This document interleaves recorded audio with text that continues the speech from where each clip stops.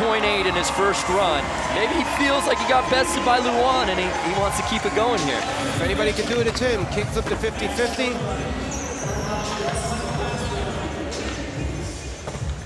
Nyjah Huston was our top qualifier here in Ontario. Kickflip to backside lip slide. Doing some of the more technical tricks on the course, flipping his board onto these rails and ledges.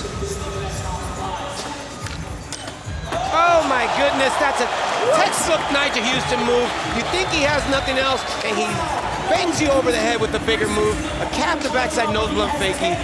And once again, timed to the tee. He's still got room for one more trick. And what's the ender? Backside 180 nose grind. And the fakie flip turned into a half cab kickflip.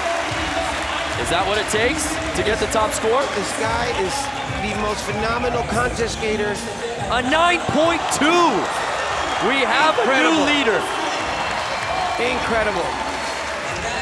What is running through the competition's head when Nyjah Huston continues to better himself? Unbelievable Nyjah Huston. Check this replay out. This is a fakie to fakie 360, landing on the nose of his skateboarding, coming out backwards again.